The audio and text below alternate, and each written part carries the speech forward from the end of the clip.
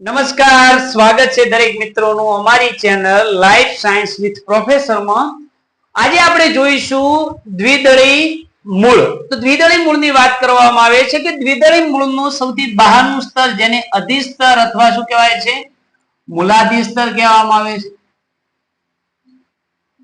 જે મૃદુતક પેશીનું બનેલું હોય છે। શાનું બનેલું હોય છે?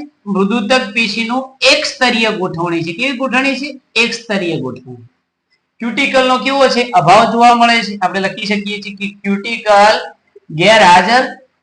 અને બીજી વાત કરવામાં આવે કે એ જ સ્તર ઉપરથી કોનું નિર્માણ થાય છે? તો કે મૂળ રૂમનું નિર્માણ થાય છે। મૂળ રૂમનું નિર્માણ થાય છે। તો કે આ છે તમારું અધિસ્તર।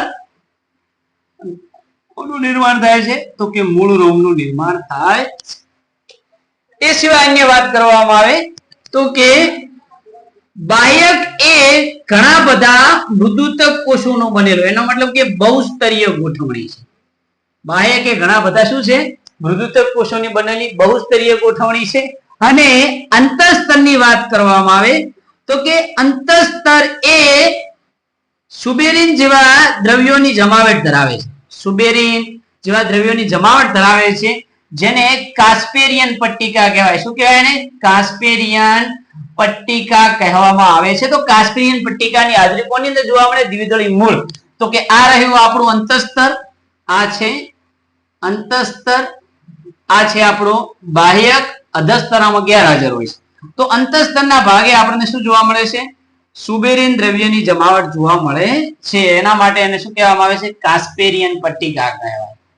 કાસ્પેરિયન પટ્ટિકા તરીકે ઓળખવામાં આવે છે।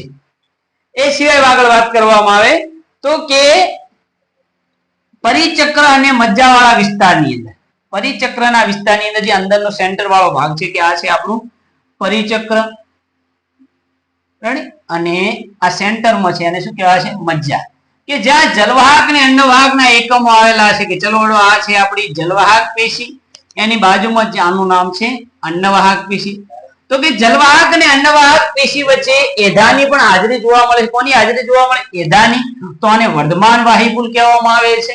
અને એ સિવાય વાત કરવામાં આવે કે જલવાહક અને અંડવાહક વચ્ચે મૃદુતક કોષોની બનેલી એક પેશી પણ આવેલી હોય, જેને સંયોગી પેશી કહેવાય। શું કહેવાય એને?